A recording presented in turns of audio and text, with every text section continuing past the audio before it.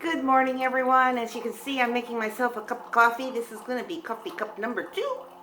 And yes, it's a lovely morning here. The last couple mornings has been kind of overcast and eventually the sun comes out. But this morning the sun is bright and beautiful and yeah. Anyways, I hope you want to stick around and I will talk to all of you, yeah, as soon as my coffee's done.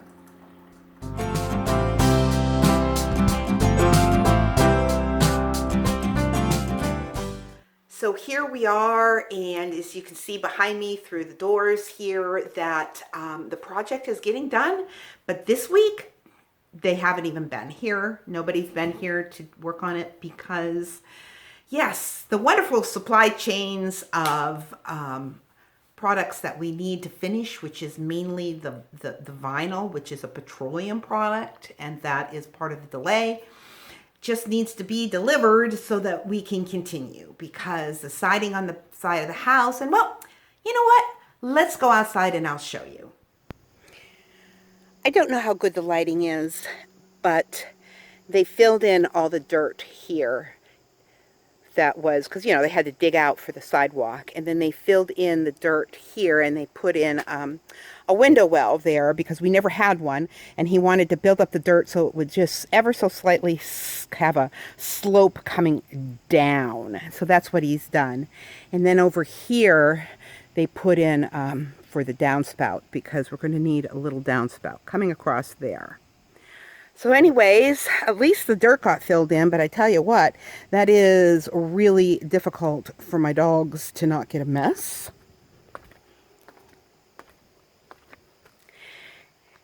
And so as we come over here, they went ahead and they filled in, because there was this huge gap between the driveway and the new cement pad.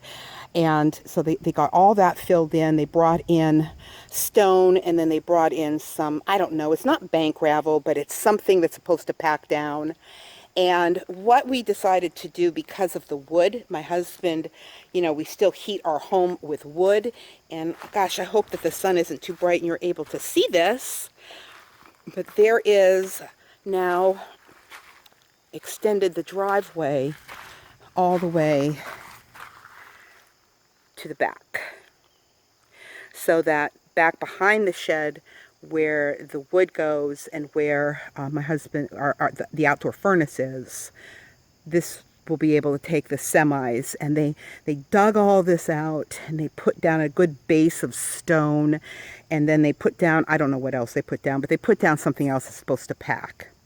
And even though you really can't tell, over here against, from here to here is about a 2-foot area that is dirt. And what we want to do is we want to plant some shrubbery, the type that kind of grow tall, and plant that along the ridge here. So that's what we want to do there. But what needs to be done now is all of the vinyl. See, we need to get all of this sided. We need the vinyl to go on the stairs here. We still need to put stair rails up here. And then the front peak here, that needs to be sided. And there is, of course, the gable in the back that also needs sided. But what they did then is they did come and they filled in the back, because there was a big gap between the cement here. This is all the contractor stuff, but there was a big gap between the cement and the grass, so they've got all this filled in. So yeah, we have a lot of work to do. And so you can kind of see the driveway from this point, how it's going to, the trucks will be able to get back there to deliver wood. Now, one of the things that I had an idea to do in this area between the basement Bilko doors and the back porch is to have some sort of a storage cabinet. And you know what? Finding something that doesn't look like a shed is really hard, because I'd like it to, I only want it to be like 3.5 feet out, and then maybe 6 or 7 feet long. I think there's this 8 feet in between here. And that way we can put our garbage can in there, we can put our shovels in there. There's an outlet there, so Rick would be able to charge his batteries for his you know, different, like the weed whacker and different tools that he has. So that's what I'm hoping to find, but I am totally unsuccessful so far. If you have any ideas, please let me know. And yeah, so that's really what we're waiting on. Now, I don't know if you've noticed, but we did get a ceiling. And there is lights on this ceiling. And this ceiling, though, is made from aluminum because vinyl has become extremely expensive. So that's kind of where we're at, right? And we're just waiting. They did say it's supposed to be delivered this week. We'll see, because they also said it was supposed to be delivered last week. Who knows? But anyways, I just wanted to thank everybody for their faithful viewership and for the times that, you know, you've supported me. And yeah, it really does mean a lot. And I know that because I stopped doing videos for over a year, that I've lost a lot of my viewers. And I hope that I can build it back up. But in the meantime, I was hoping that if you had any ideas about what you might like to see me do a video on, or whatever, that would be really helpful. Yeah, I do understand why people, you know, I guess what I'm trying to say is I do understand why I lost so many viewers, because yeah, over a year. But I do also hope that you realize that I didn't do it just because I didn't feel like it. I stopped because of what was going on with my health, and because I had a torn meniscus and it was extremely hard. And during that time that I had a torn meniscus, yeah, my husband was out of work because he had surgery on his tendons in his thumb here. And yeah, it was just really a hard time. But then when I was going to get back to doing videos in the fall, I ended up tearing the other knee's meniscus. So I had two. And my surgeon said that it was because I was taking the workload of what was supposed to be a shared two-legged workload. And so it was just, yeah, it just gave out also. And so, yes, what can I say? It was quite a little journey. I ended up getting surgery finally on the left one that I had torn last. And that was because I chose that leg, my surgeon and I did, because that leg, it was actually buckling. It didn't want to support my weight. The pain was that great. And so I finally was able to get surgery on my knee. What backed it all up was COVID. That's what backed it all up. That's what made it difficult, because there was just this backlog of people. And they were still under all the guidelines then. The CDC was different last year than what it is now. And so it was just a waiting game, a waiting. In the meantime, though, the one that I originally hurt, my right knee, it was kind of healing on its own. I mean, it was surprising. I was getting stronger. It was less problems with it.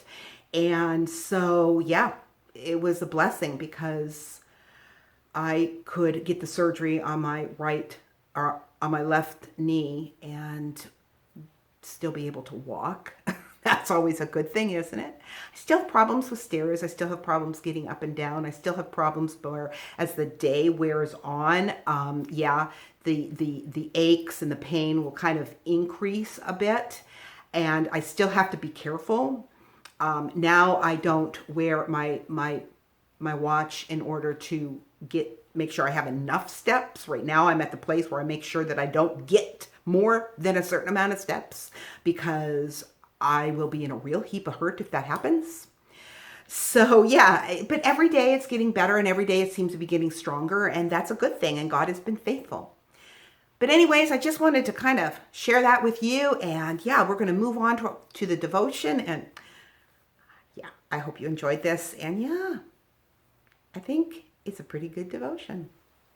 You know, when we look around this world, we see that there is a waging war going on. And in some parts of the world, it's literally between men. But we know that this war is actually a spiritual war. And it's not just men fighting men. There is a war for the souls of mankind. And we see it everywhere as we see just so much hurt and confusion and just horrendous things that are being done in the name of fairness. Yeah. Well, as Christians, we are to live lives worthy of our calling. And lots of times when my husband and I are talking and he'll say something to me, I'll look at him and I'll say, but what does that look like? And what I'm asking him is, how am I supposed to actually apply what you're telling me in my life? What does this look like? Right? So I just need a picture in my head to really kind of figure it out. And that's what I'm hoping we can do today. And so the first question that we need to ask ourselves is, what is that calling? If we are called to live lives worthy of a calling, well, what's the calling? And if we look at 1 Peter chapter 2, verse 9, well, as followers of Jesus, we have been set apart and specifically chosen to live lives as holy people in order to represent our holy God. So let's start getting practical. What does this calling look like in action? When we know who we are and decide to live in the light of that identity, not only will there be a greater confidence and boldness about us, we'll have different practices and habits than the rest of the world. And Peter goes on to explain why in 1 Peter chapter 2, looking at verses 11 and 12. He says, "Dear friends, I urge you as foreigners and exiles." Well, think about that. Peter's saying that they're foreigners and exiles. And yeah, so are we. To abstain from sinful desires which wage war against your soul.